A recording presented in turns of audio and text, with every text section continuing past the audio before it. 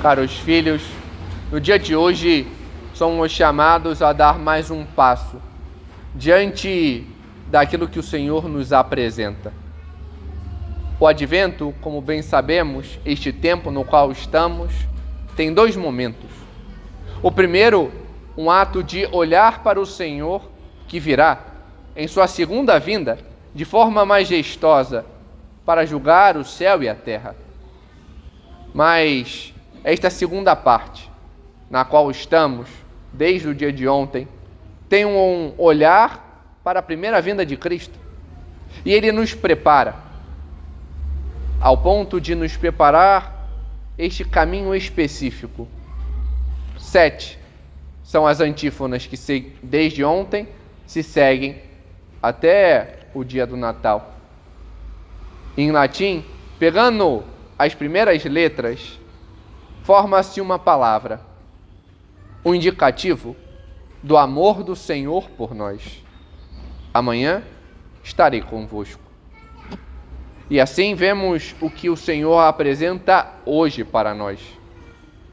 Ó guia de Israel, que no monte Sinai orientastes a Moisés, vinde redimir-nos com braço estendido.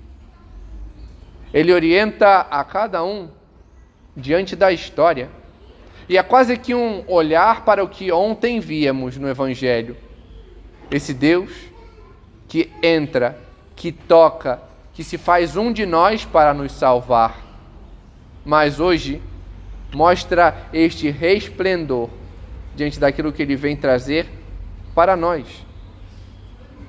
E quase que num continuar e entrar e tocar aquilo que o Senhor nos reserva, é fato que devemos aprender a ler as Sagradas Escrituras. Olhar com atenção aquilo que o Senhor nos traz. Porque por vezes, não só não o fazemos, como não temos atenção e permanecemos somente aquecendo os bancos. É triste um católico que somente se diz católico. É triste ver pessoas que não querem mudar e que ficam na estagnação. É triste ver tantos que deveriam se aprofundar e conhecer mais e têm tal possibilidade, mas ficam reservadas a si mesmo. Por isso, o saber ler as Escrituras. E como ler? Gosto de, quando aconselho particular, a leitura bíblica e também a meditação, ver isso. O saber, em primeiro lugar, ler. Não um grande trecho, porque a Bíblia não foi feita para sair correndo e terminar. Foi feita para nos alimentar e tirar um pequeno versículo. Um versículo que nos toque. Um versículo que toque na nossa ferida. Um versículo que tire, que coloque este ato de limpeza para sabermos o que precisamos. E sempre há algo que precisamos. Talvez não seja a maior das feridas, mas existe sempre aquela ferida que necessitamos tocar. E diante disso, ver aquilo que o Senhor nos apresenta hoje. O que o nosso Senhor fala no Evangelho? Olhamos, lemos, e qual é o ponto? José, antes de viverem juntos, ela ficou grávida pela ação do Espírito Santo. Ele, não querendo denunciá-la, resolveu abandoná-la em segredo. São José ficava pensando nisso. Qual é a situação? O que apresenta o Evangelho para nós hoje? Qual é o contexto das coisas? Primeiro, onde era a Galileia? Como era Nazaré? Às vezes a gente acha que é a terra do Senhor, então era um lugarejozinho com umas 20, 30 famílias, e olhe lá, um lugar esquecido, abandonado,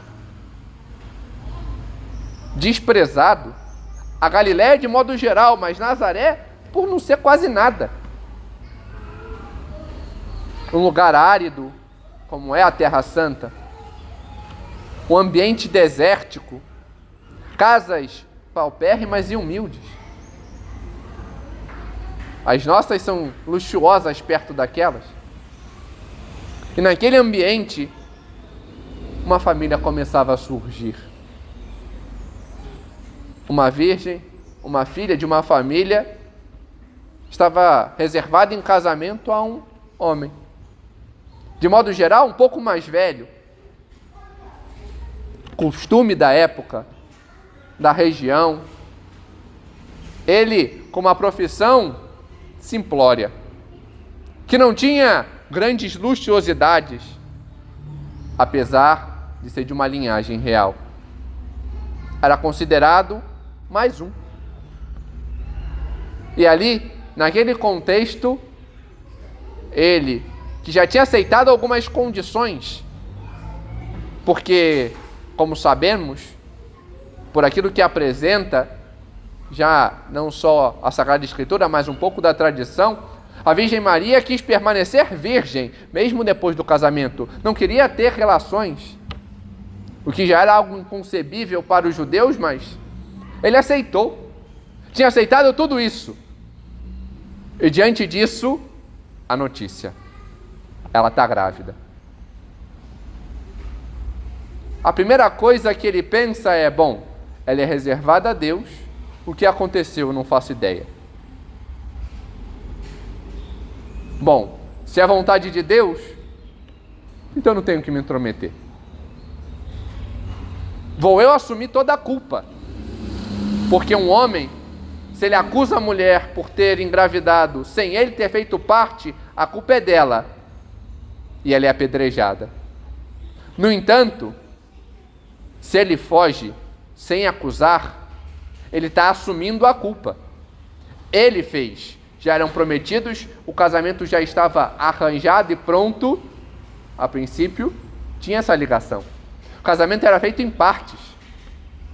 Então a culpa é dele e ele não assumiu. Logo, ele é o culpado. Ele seria apedrejado. Ele teria a culpa. Ele assume tudo isso. E vai para longe. Já estava decidido.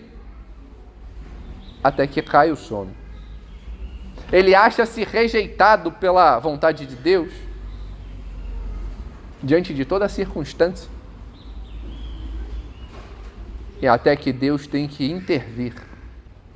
E do mesmo modo como fez a Virgem Maria, quando vemos a sequência do Evangelho de São Lucas, e vemos este ato de anunciação a ela, aonde ela dá o seu sim, a anunciação segundo Mateus, ela é posterior, e feita a São José, aonde assim como fez o anjo à Virgem Maria, dizendo: os planos de Deus são esse, e ela aceita mudar os seus planos, mudar a sua concepção, mudar aquilo que queria. O Senhor também parece a de São José, para dizer: você não está fora dos meus planos, eu só não quero que seja do modo como você pensou. Eu te chamo a algo mais. Você que tinha aceitado não ter filhos, ter uma vida casta e correspondente, assim vai viver. Mas eu quero que você cuide do meu filho. Eu quero que você tome conta das minhas coisas. Eu quero que você tome conta daqueles que são os meus maiores bens. Eu quero mais.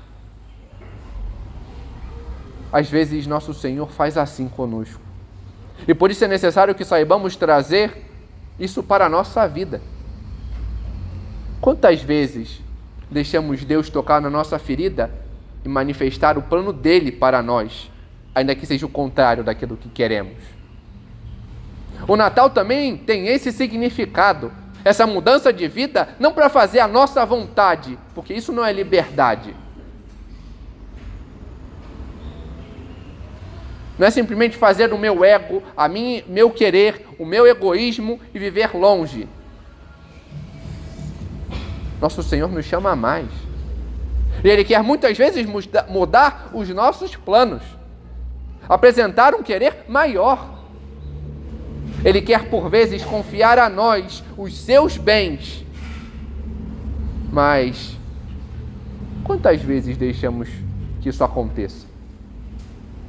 Quantas vezes paramos para escutar a vontade de Deus e nos deixamos mudar de planos, mudar de vida, mudar de concepção?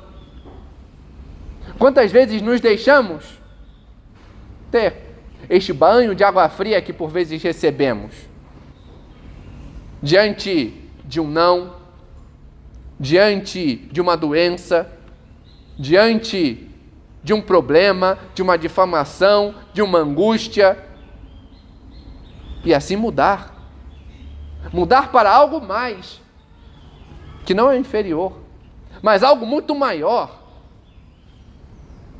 Nós somos chamados a mais.